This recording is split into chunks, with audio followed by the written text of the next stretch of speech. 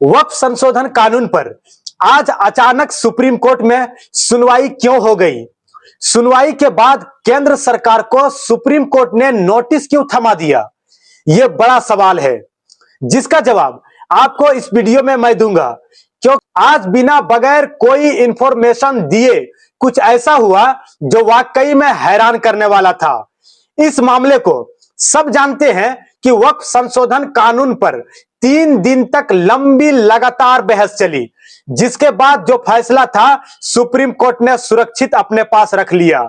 लेकिन आज अचानक वक्फ संशोधन के मामले में एक नया मोड़ तब देखने को मिला जब वक्फ संशोधन अधिनियम 2025 द्वारा संशोधित वक्फ अधिनियम 1995 को उसके कुछ प्रावधान को संवैधानिक व्यवस्थाओं की चुनौती दे दी गई और इसकी एक याचिका सुप्रीम कोर्ट में डाल दी गई।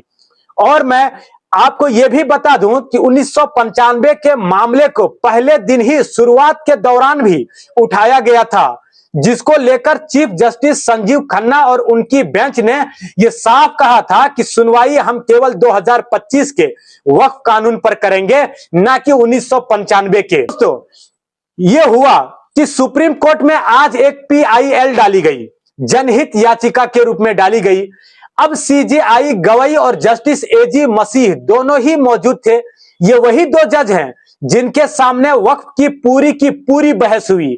अब देखिए, इस मामले की दोनों के सामने याचिका दाखिल की गई। याचिकाकर्ता पेशे से वकील भी है, बीजेपी के नेता भी है, जिसका नाम है आश्वनी उपाध्याय। तो इन्होंने कहा कि हमारी जो दलीलें हैं उनको सुना जाए। कोर्ट के समक्ष दरअसल 1995 में जो अधिनियम आया था वो संशोधन अधिनियम, उसको लेकर कुछ धाराओं की संवैधानिक वैधता को चुनौती इस PIL में थी।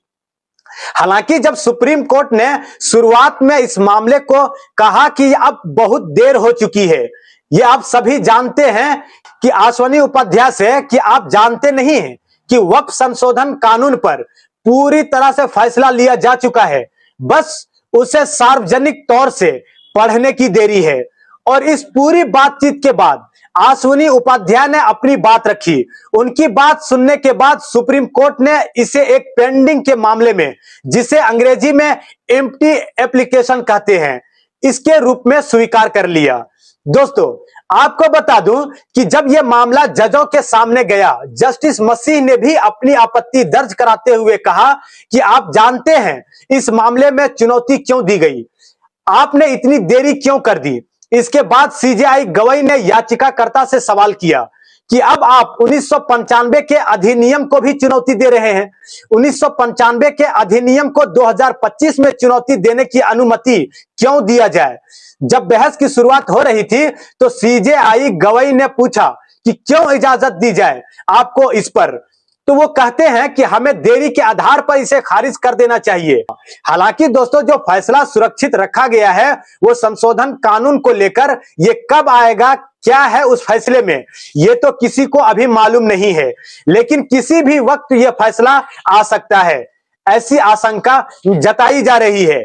1 जून आने से पहले तक इस पर कुछ ना कुछ अपडेट जरूर मिल जाए। अब ये भी हो सकता है कि ये मामला लंबा खींचा जाए, फिर से सुनवाई हो दोनों पक्षों के बीच, और जब सुनवाई के दौरान जब एक बार CJI के द्वारा इसे खारिज कर दिया गया था, तो फिर इसे इस तरह की याचिका को स्वीकार क्यों किया गया, क्यों जरूरत आ गई इसे दोबारा स्वीकार कर लिया गया। दोस्तों, आपको क्या लगता है, हमें अपनी राय कमेंट बॉक्स में जरूर दें। बने रहे हमारे आयान फास्ट न्यूज के साथ। मैं हूं नूरानी मैमून।